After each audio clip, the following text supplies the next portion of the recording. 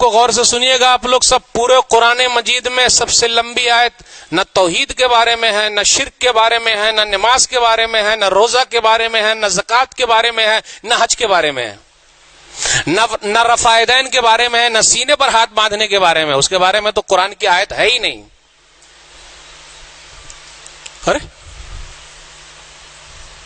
جلدی مان بھی گئے سب. ارے جب پوری انرجی مولوی صاحب اسی پر لگاتے ہیں تو سب سے لمبی آیت ہونی چاہیے نا بھائی.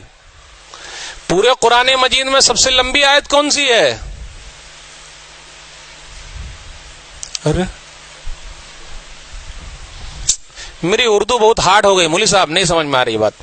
پورے قرآن مجید میں توحید والی آیت لمبی نہیں ہے، شرک والی آیت لمبی نہیں ہے. سب سے لمبی آیت لین دین کے بارے میں ہے اور اس کو لکھنے کے بارے میں ہے. پورے ایک پیج ایک صفحہ کی آیت ہے پورا، کہ جب لین دین کرو تو اس کو لکھ لو. کتنے لوگ لین دین کرتے ہیں تو اس کو لکھ لیتے ہیں. ارے بھائی سے لیں گے تو لکھ لیں گے، ابا سے لیں گے تو لکھ لیں گے، رشتہ دار سے لیں گے تو لکھ لیں گے. کتنے لوگ تو بتاتے ہی نہیں ہیں. تو جب مر جائیں گے تو کیسے جنازے کی نماز ہو سکتی کیا؟ پورے قرآن مجید میں سب سے لمبی آیت ہے لکھنے کے بارے میں. جب لین دین کرو، قرضہ لو یا دو، اس کو لکھ لیا کرو، گواہ بھی رکھو.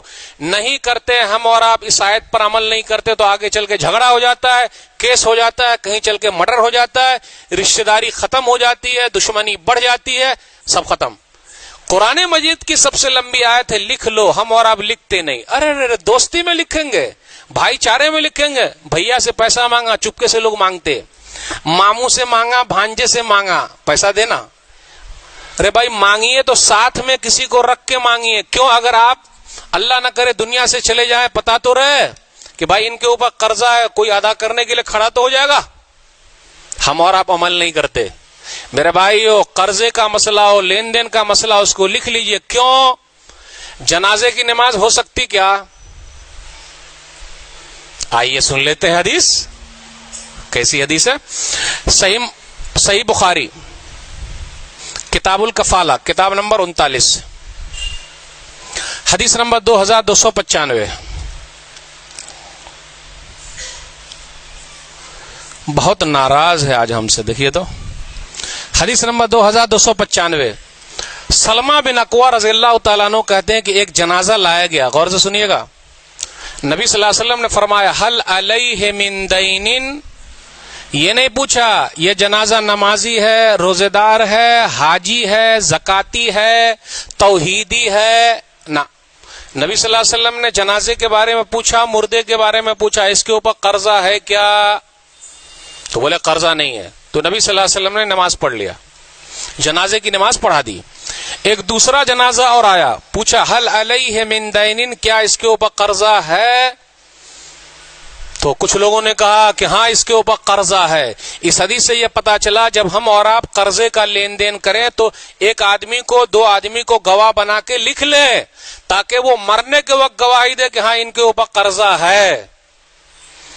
تو کہا لوگوں نے کہ ہاں نبی صلی اللہ علیہ وسلم ان کے اوپر قرضہ ہے. تو نبی صلی اللہ علیہ وسلم نے فرمایا صلو علی صاحبکم، جاؤ تم لوگ اپنے بھائی کے اوپر نماز پڑھ لو، جنازے کی نماز پڑھ لو. میں نماز نہیں پڑھاتا، میں نماز نہیں پڑھاتا، اس کے اوپر قرضہ ہے. آج کل ہم اور آپ قرضہ لے رہے ہیں، کس کے لیے لے رہے ہیں؟ بٹوا کے لیے لے رہے ہیں، بہترین گھر بنانے کے لیے لے رہے ہیں. آئیے ایک اہم معاملہ سمجھا دوں. آئیے ایک اہم معاملہ سمجھا دوں کتابوں کے ذریعے، واقعات کے ذریعے. ایک آدمی بھاگتا ہوا آیا، بولے 45 لاکھ. غور سے سنیے گا، 45 لاکھ. جنازہ تیار ہے، نماز ہو گئی ہے، دفن کرنا ہے. بولے 45 لاکھ.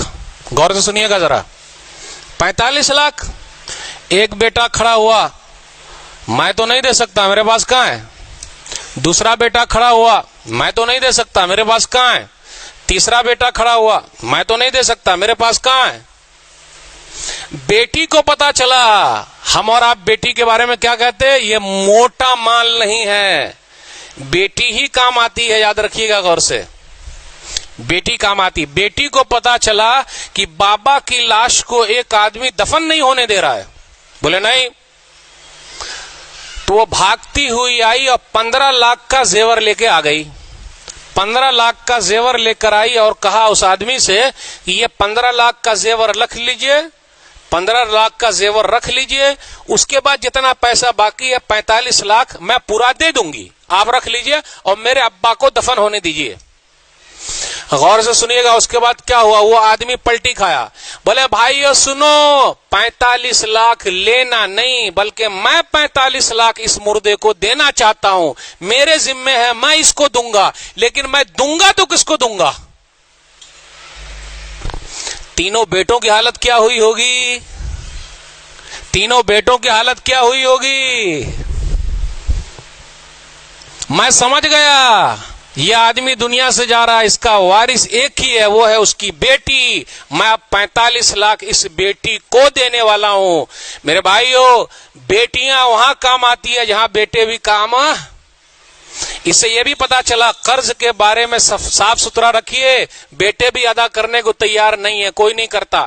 ایک صحابی کھڑے ہو گئے ابو قتادہ رضی اللہ تعالیٰ نے, اور کہا اسی کے اندر, علی دینہ یا رسول اللہ, اللہ کے رسول صلی اللہ علیہ وسلم اس آدمی کا قرض میں چکاؤں گا. اس کے بعد نبی صلی اللہ علیہ وسلم نے جنازے کی نماز پڑھ لی. میرے بھائیو, آج کل لوگ قرضہ بھی نہیں دیتے.